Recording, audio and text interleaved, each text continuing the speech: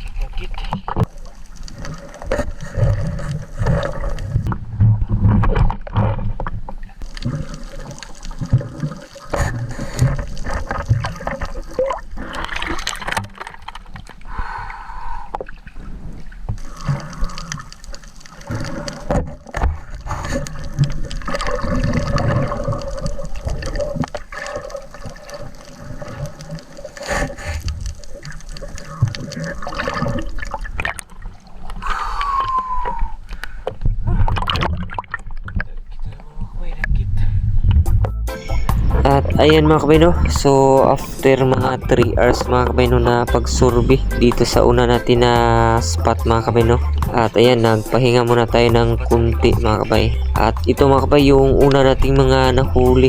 So medyo marami-rami na din mga kabay no na alimasag, at may ilang piraso pa tayong danggit mga kabay no na nahuli.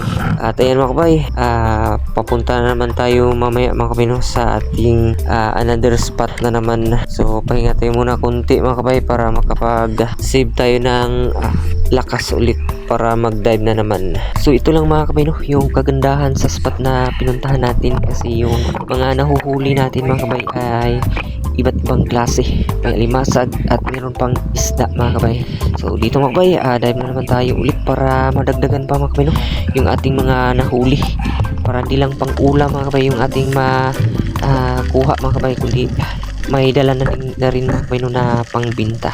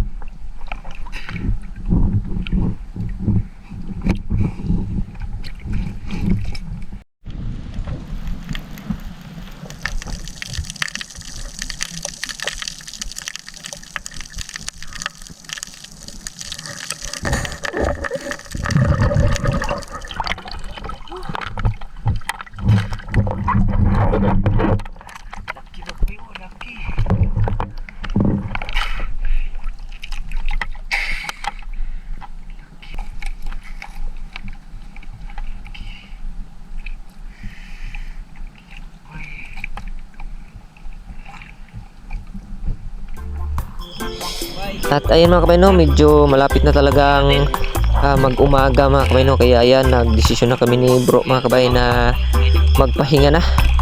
At ayan, sumakay na kami mga kabay no sa aming bangka na maliit. At ito na pala mga kabay no yung mga nahuli natin sa ating dive. Mga ilang pirasong gita, alimasag at danggit. At ayan pa, may mga huli din si bro mga kabay no. At ayan, nagdala na rin tayo mga kabay no ng ilang pirasong sea urchin. At ayan mga kabay, napakaganda na ng umaga. At ayan, habang nanonood tayo mga kabay no sa magandang sikat ng araw, ayan, magluto muna tayo mga kabay no ng tinulang pugita, danggit at alimasag mga kabay. At ayan mga kabay, luto na. So kain na tayo mga kabay. Maghigop na tayo ng napakasarap na sabaw mga kabay. So ito talaga mga kabay no ang kagandahan pag marunong tayong mangisda. Makakalibre na tayo ng pang-ulam mga kabay, makahigop tayo ng mainit na sabaw, at makabinta pa tayo mga kabay. So ayun mga kabay, maraming salamat sa inyong panonood.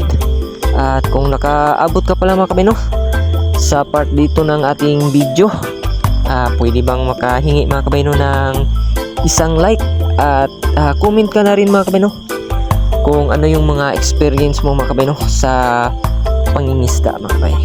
At syempre mga kabay, kung gusto mo ng mga ganitong content mga kabay, so mag-subscribe ka mga kabay para sa susunod na upload natin mga kabay, ma-notify ka mga kabay. At ayun mga kabay, kainan na tayo. Maraming salamat ulit sa inyong panonood. At see you next upload mga kabay no. Ingat kayo lagi at God bless sa inyong lahat mga kabay.